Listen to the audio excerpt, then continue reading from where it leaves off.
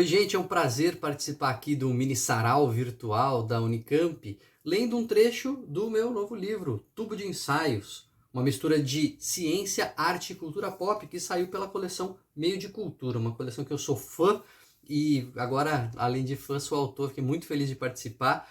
E eu vou ler um dos artigos, o livro traz um compilado de artigos que eu escrevi para a revista Galileu, na época que eu era colunista da Galileu, e aprofundados hoje em dia, né? Tem o artigo original e depois um ensaio agora atualizando, aprofundando. Eu vou ler um artigo que foi publicado na edição 329 em 2018, porque eu acho que ele mostra bem o espírito do livro, que é essa mistura mesmo de ciência com o mundo pop. Ele traz um conhecimento psicológico muito sofisticado, ilustrado com a mais pura cultura pop. Chama Nosso Desconhecido Eu do Futuro. Os paralelos entre o humor e as ciências, particularmente entre a comédia stand-up e a psicologia, renderiam por si sós um tratado. Para ficar num só exemplo, o genial Jerry Seinfeld tem uma sequência na qual reflete sobre o conflito entre o cara da noite e o cara do dia. Parece que na hora de dormir nós ficamos divididos em dois. Quando estamos adiando o sono, assistindo televisão até tarde, encarnamos o cara da noite. Pouco nos importa o sofrimento que inevitavelmente acontecerá na hora de acordar. Afinal de contas, esse é um problema de outra pessoa. É algo que o cara do dia terá que enfrentar, não o cara da noite. Claro que quando toca o despertador, o cara do dia acorda morrendo de sono. Mas não adianta ficar com raiva do cara da noite, porque eles nunca se encontram para chegar a um acordo sobre a melhor hora de desligar a TV. Brincando com essa questão prosaica do nosso cotidiano, Seinfeld lança luz sobre um fenômeno psicológico que traz impacto em questões muito profundas e muito mais profundas do que a sonolência diurna, o desconto hiperbólico. Trata-se, em linhas gerais, de dar mais valor para o presente do que para o futuro. Muito mais valor. Por exemplo, se você fosse obrigado a levar um choque, preferiria a dor agora ou 2 choques daqui a 5 anos? A maioria das pessoas joga para o futuro porque coisas que estão longe temporalmente de nós parecem perder a importância. É difícil antever seu impacto. É assim que surge o conflito entre o cara do dia e o cara da noite. Se ocorressem ao mesmo tempo, o benefício de enrolar para dormir não superaria o sacrifício para acordar. Mas como a recompensa da TV é imediata e a punição do despertador é futura, a primeira parece bem mais intensa do que a segunda. É assim também que engordamos. O prazer do bolo agora parece-nos maior do que o castigo do diabetes daqui a uns anos. O mesmo para o desafio de criar uma previdência. Gastar agora traz uma sensação boa mais intensa do que a tranquilidade da segurança na velhice. Para enfrentarmos o aquecimento global, temos que convencer as pessoas a pagar um preço agora, que parece grande por ser imediato, em troca de um benefício futuro, que parece pequeno por estar distante. Mesmo racionalmente compreendendo, é difícil agir. Uma boa maneira de combater esse fenômeno é aproximar psicologicamente de nós as consequências negativas que estão temporalmente distantes. Este ano, pesquisadores de Taiwan testaram essa hipótese, pedindo a voluntários que lessem sobre o aquecimento global e depois dividindo-os em 3 grupos. Um apenas lia o artigo, outro devia escrever o que imaginava serem algumas consequências futuras, e o terceiro fazia o mesmo, mas detalhando ao máximo, pensando no impacto na própria vida, em sua família, no seu bairro. Embora as informações tenham sido as mesmas para os 3 grupos, o último foi o que mais teve seu comportamento modificado em função delas. Seja para emagrecer, poupar ou para cuidar do planeta, não basta pensar no futuro, é preciso trazê-lo até nós. Eu acho que esse artigo ele mostra bem essa ideia de um conceito psicológico interessante. Essa era uma edição da Galileu sobre o aquecimento global, e então a aplicação deste conceito do desconto hiperbólico, que as coisas nos parecem menos importantes quando estão à distância, aplicado no aquecimento global e ilustrado por uma piada aí, por um número do Jerry Seinfeld. Essa é a síntese do Tubo de Ensaios, uma mistura de ciência, arte e cultura pop, que faz parte da coleção Meio de Cultura, da qual agora, além de ser um fã como leitor, eu sou um autor muito orgulhoso.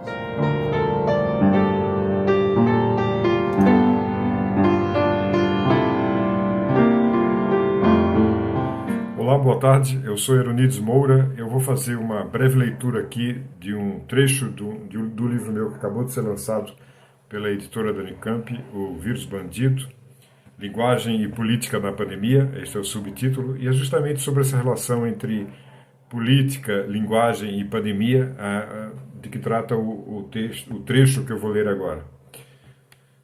Então, a posição política é uma forma de tornar mais firme os vínculos sociais. Isso explica porque, no caso dos Estados Unidos, apenas 63% dos eleitores do Partido Republicano, o partido do Trump, tomaram uma dose da vacina, ao passo que 93% dos eleitores do Partido Democrata se vacinaram com pelo menos a primeira dose, segundo os dados apresentados por IOS. Ou seja, uma grande disparidade entre os vacinados do Partido Republicano e os do Partido Democrata. É como se os eleitores do Partido Republicano pertencessem a um país à parte, no qual a pandemia não fosse uma ameaça real. Eles se sentiam protegidos dentro de uma grande bolha que os isolava do vírus. No entanto, tal imunidade se mostrou apenas imaginária, já que os índices de mortalidade por Covid-19 nos Estados Unidos foram maiores, como era de se esperar, entre os não vacinados. Essa bolha é formada por uma comunidade à parte, brancos de classe alta, eleitores de Trump, mulheres de classe média, casadas e com filhos pequenos. Um país dentro de outro país é explicitamente defendida pelo ideólogo conservador Glenn Elmers. Para ele, os Estados Unidos, hoje em dia, são dois países distintos habitando o mesmo território. O primeiro país com o qual o autor se identifica é o verdadeiro Estados Unidos, e o segundo é formado por aqueles habitantes que o autor não considera norte-americanos de fato, na alma e na cultura. É uma proposta de cisão social completa e de franca insubordinação ao Estado, visto como defensor dos progressistas. Isso explica, aliás, o paradoxo apontado mais acima. Como pessoas de direita podem se rebelar contra regras sanitárias, já que tais indivíduos prezam sobretudo as normas e a autoridade. A resposta é que essas pessoas pensam que tais regras não pertencem à sua comunidade, sendo, portanto, leis espúrias. Essas normas são vistas como nocivas e estão, segundo Elmers, contaminando o corpo político. Portanto, o mais correto, segundo ele, é não atribuir a tais leis e normas nenhuma legitimidade. Notem aqui, mais uma vez, a metáfora da contaminação da sociedade por algo corrompido que vem de fora do corpo social. Não por acaso, em outro artigo, Elmers volta a carga contra as medidas sanitárias adotadas pelo que ele chama de tirania da ciência. Para ele, e eu cito, a resposta à Covid imposta pelos experts deu nova força ao questionamento radical de nossa elite política. Fecha aspas. Entenda-se que aqui o autor, esse autor conservador americano, está se referindo à elite política progressista dos Estados Unidos, a qual ele considera ilegítima e anti-americana. Como fica bem claro nesse tipo de argumentação, a pandemia é dos outros, não atingindo, imaginariamente, o grupo social com o qual o autor se identifica. Isso elimina completamente a necessidade de perguntar quem deve nos proteger em uma pandemia, pois simplesmente o risco de uma pandemia não paira no ar. Por isso, na perspectiva de seus seguidores, líderes como Trump e Bolsonaro se tornam isentos de qualquer responsabilidade na gestão da crise da Covid-19, já que, para seus adeptos, seus eleitores, a pandemia não é algo relevante para a comunidade da qual se sentem parte. A resposta dos eleitores de Bolsonaro, no entanto, foi mais ambivalente. Por um lado, a vacinação no Brasil foi um sucesso e mesmo os bolsonaristas, em sua maioria, se vacinaram. Por outro lado, esses eleitores de Bolsonaro não criticam e até aprovam a gestão da pandemia pelo governo Bolsonaro, o que parece uma contradição. Pesquisa recente do Datafolha mostra que a parcela dos participantes que dizem ver como ótima ou boa à gestão da pandemia subiu de 22% em setembro de 2021 para 28% em março de 2022. No momento em que escrevo esse capítulo, em maio de 2022, esse número é muito próximo do percentual de detenção de voto em Bolsonaro na eleição presidencial de outubro próximo. Não tinha tido a eleição ainda. Ou seja, cerca de um terço da população não só apoia a gestão da pandemia, como pretende reeleger Bolsonaro. Como nós vimos, o número de eleitores do Bolsonaro foi bem superior, inclusive, a esses 30%. Por outro lado, 54% dos entrevistados consideram o desempenho do presidente na pandemia como ruim e péssimo. E 25% consideram a gestão da crise sanitária como regular. Quando comparamos esses números com a vacinação, o resultado é bem diferente. Segundo os dados coletados e publicados pelo jornal New York Times em seu site, relativos a maio de 2022, 87% dos brasileiros tomaram a primeira dose da vacina, isso naquele período, e 78% tinham tomado 2 doses. O número de vacinados é, portanto, muito maior do que o daqueles que reprovam a gestão da pandemia por Bolsonaro, o que indica que muitos apoiadores do presidente se vacinaram também, aqui no Brasil.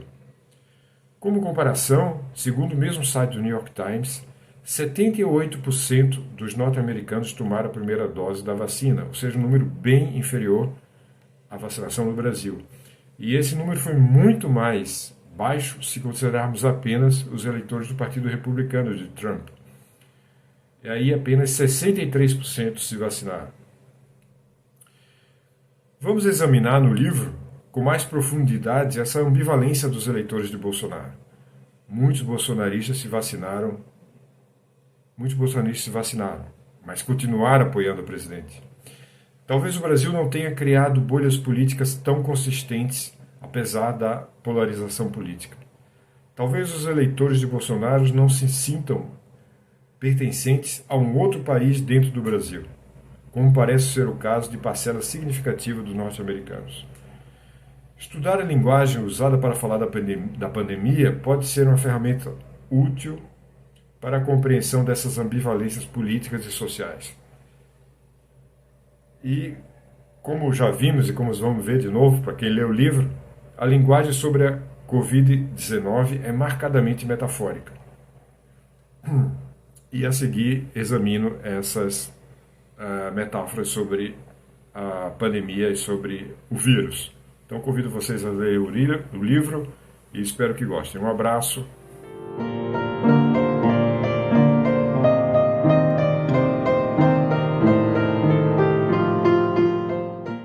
Olá, eu sou Felipe Loureiro, sou organizador do livro Linha Vermelha, a Guerra da Ucrânia e as Relações Internacionais no Século XXI. Para introduzir a obra e dar uma ideia para vocês sobre o que o livro fala e trata e analisa, eu gostaria de ler um trecho do início do livro, da introdução, em que eu apresento uma fala que o presidente Putin fez na noite do dia 24 de fevereiro de 2022, dia da invasão russa à Ucrânia. Essa foi uma fala televisionada para todos os russos. Em um determinado momento, que eu trago aqui no livro, o presidente Putin disse o seguinte: para os Estados Unidos e seus aliados, trata-se de uma política de contenção da Rússia, com óbvios dividendos geopolíticos. Para o nosso país, porém, é uma questão de vida ou morte, uma questão sobre o futuro histórico da nossa nação. Isso não é um exagero, é um fato. A possível entrada da Ucrânia na OTAN não é apenas uma ameaça real aos nossos interesses, mas à própria existência do nosso Estado e da nossa soberania. É uma linha vermelha sobre a qual falamos em inúmeras ocasiões e eles a cruzaram. Em relações internacionais, quando a gente utiliza metáforas como essa da linha vermelha, quando outro Estado ou quando outra liderança cruza determinados limites e esses limites são colocados como inadmissíveis para o nosso lado, isso torna uma situação negocial, uma situação diplomática muito difícil. Esse é um dos elementos pelos quais o título Linha Vermelha aparece no nosso livro, ou seja, várias autoridades russas, mas mesmo autoridades ucranianas, autoridades norte-americanas, em diferentes momentos antes da invasão russa e ao longo do conflito, vem utilizando a metáfora da linha vermelha. E mais do que isso, O livro, de uma certa maneira, argumenta que a própria guerra da Ucrânia, o início do conflito e as implicações da guerra para o sistema internacional, tanto no que se refere à segurança alimentar, segurança energética, temas de direitos humanos, refugiados e, evidentemente, os impactos para a geopolítica global, também representou uma linha vermelha. Tá? Esse é um livro composto por 16 capítulos. Eu sou autor de 2 deles, o primeiro que faz um histórico das relações entre Rússia e Ucrânia, e um último que discute se a gente está diante de uma nova Guerra Fria entre Rússia e Estados Unidos, ou mesmo entre Estados Unidos e China.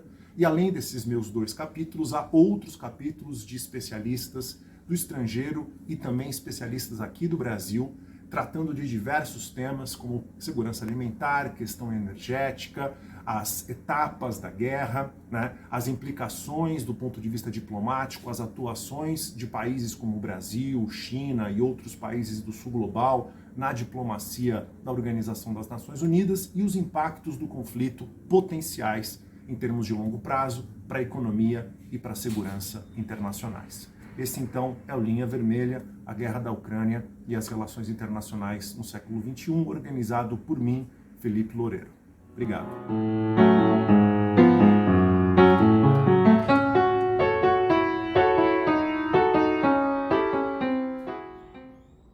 Eu sou Pedro Cunha de Holanda, autor do livro Neutrinos Solares e o Método Científico. Nesse livro eu tento apresentar um histórico de um programa de pesquisa muito bem sucedido, que é o Programa de Pesquisa em Neutrinos Solares. Esse programa de pesquisa nasceu de um problema que envolveu a detecção dos neutrinos provenientes de reações nucleares no interior do Sol, e esse problema levou 4 décadas até finalmente conseguirmos encontrar uma resposta, uma solução final.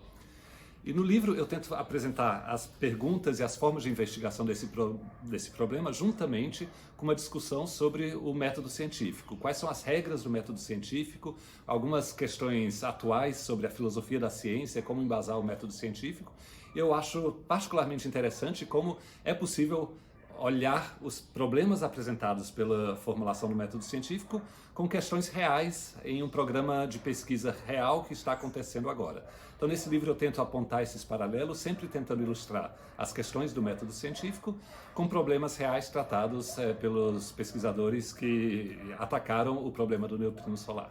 Espero que vocês gostem. Neutrinos são observados ou detectados?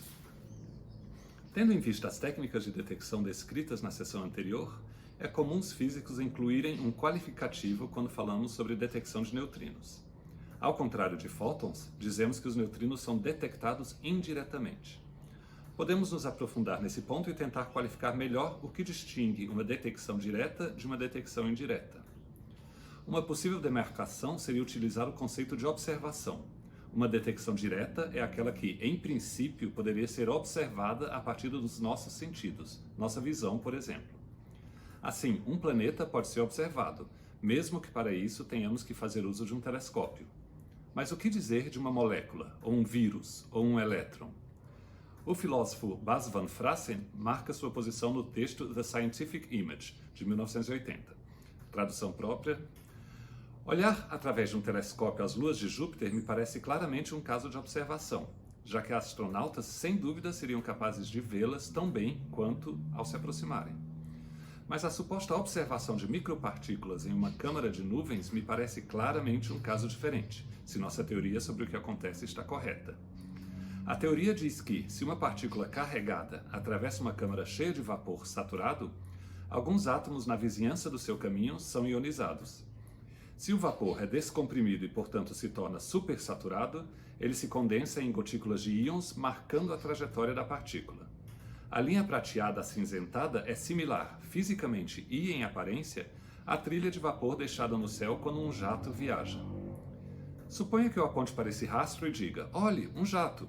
Você poderá dizer: eu vejo rastro de vapor, mas onde está o jato? E eu responderia: olhe um pouco à frente do rastro. Lá está. Você consegue ver? Agora, no caso da câmara de nuvens, essa resposta não é possível.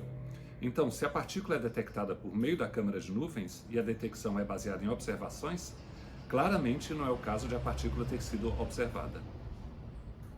Para Van Fraassen, portanto, ao detectarmos o neutrino, claramente não observamos o neutrino. Essa escolha do uso dos nossos sentidos para distinguir entidades observáveis de não observáveis pode parecer um pouco arbitrária e, portanto, vaga demais para ser utilizada em uma descrição dos métodos da ciência. Entretanto, Van Fraassen, mais adiante no mesmo texto, defende sua posição. Gostaria de destacar que a ciência é um fenômeno biológico, uma atividade realizada por um tipo de organismo que facilita sua interação com o meio. Essa posição é confrontada por diversos outros filósofos da ciência. Por exemplo, apesar de o neutrino claramente estar em um extremo e as luas de Júpiter em outro, existe um contínuo entre esses dois casos. Grandes células são observáveis a olho nu, como, por exemplo, a gema do ovo. Mas a maior parte das células é visível apenas com o uso de um microscópio. Podemos estender o argumento do telescópio para o microscópio? Apesar de os princípios físicos serem semelhantes, não há como se aproximar o suficiente de uma célula pequena para vê-la a olho nu. E o que dizer de moléculas? É possível ainda no limite conseguir ver uma molécula utilizando um microscópio óptico, feito que rendeu o Prêmio Nobel de Química em 2014. Porém, para realmente observar suas estruturas internas é necessário o uso de um microscópio eletrônico. Nesse tipo de telescópio, em vez de luz, elétrons são lançados sobre o material que se deseja estudar. Após interagir com esse material, os elétrons são coletados e o que vemos é uma tradução das características do elétron em uma imagem. Aliás, os elétrons do microscópio eletrônico são observados ou apenas detectados? Podemos seguir descendo essa ladeira e passar pelos muons, prótons e nêutrons, mesons e chegar aos neutrinos. Esses nem representam o final da descida, pois há outros objetos na ciência ainda mais difíceis de detectar.